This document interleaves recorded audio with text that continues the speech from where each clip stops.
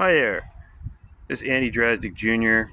talking to you from the state of Pennsylvania. I'm going to make a follow-up video on the library consortium.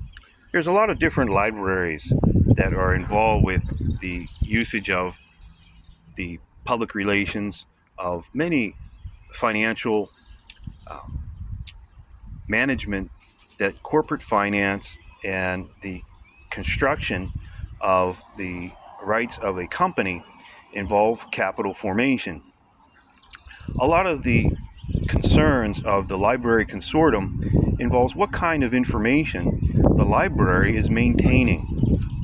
And this is quite relevant to when the information in a library consortium is being um, involved by the rights for news gathering that either the Department of Justice or the Securities Exchange Commission deem that that information is to be involved by the Code of Federal Regulations.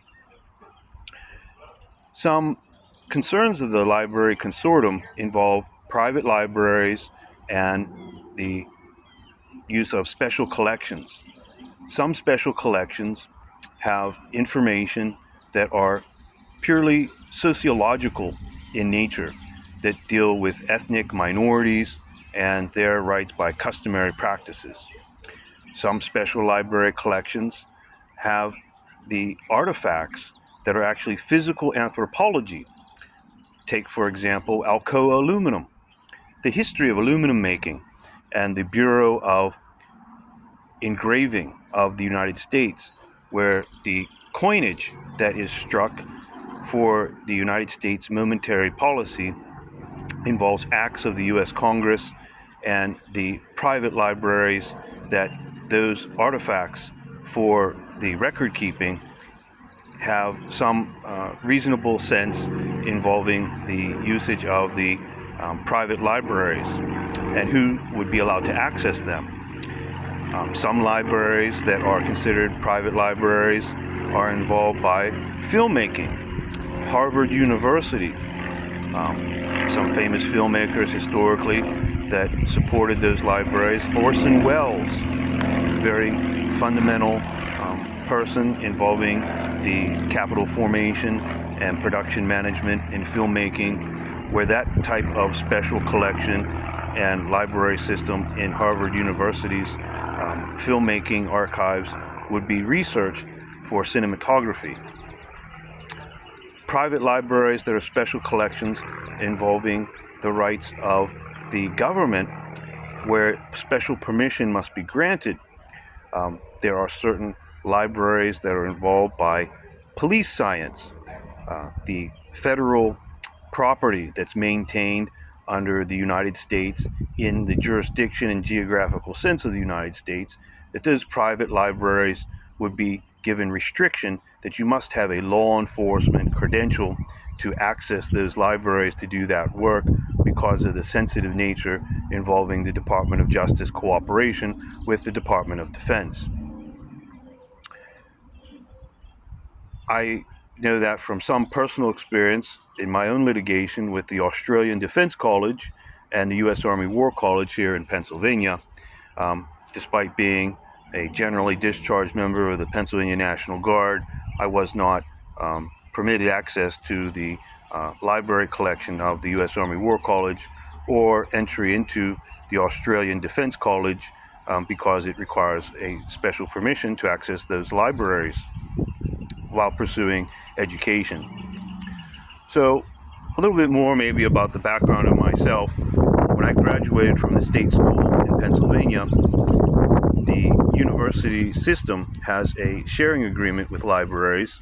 And the first time I actually witnessed how the library consortium was stored on an optical disc way back 25 years ago in 1995.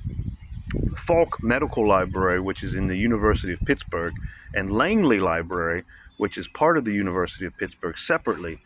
That's when I recognized through documentation and evidencing for my bachelor's thesis in neurobiology that the records that were maintained were transcribed in the same informational material in the Falk Medical Library on optical discs that I witnessed for the first time, and at Langley Library in print publications that were serial periodicals that you had to purchase a print card and then load the print card with money and then make your physical documents as evidence for your citations and bibliography to prove that you did the work. So that's a little bit of background about myself as Andrew Stephen Drastic Jr. here in the Commonwealth of Pennsylvania, and how these Library Consortium Code of Federal Regulations are involved by special collections and private libraries that are so fundamentally important to how people do the archiving and researching that is part of the United States responsibility with the education policy.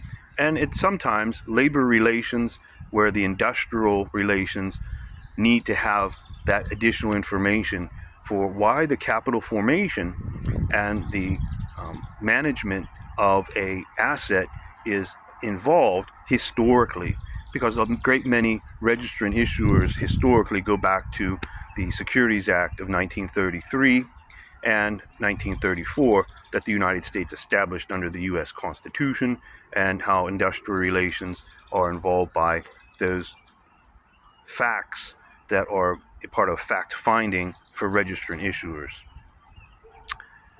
So I hope this can help clarify a lot of the previous information on why people are involved and how they do work. Thank you. My name is Andrew Stephen Drastic Jr., and I'm a lobbyist volunteering my work as public service.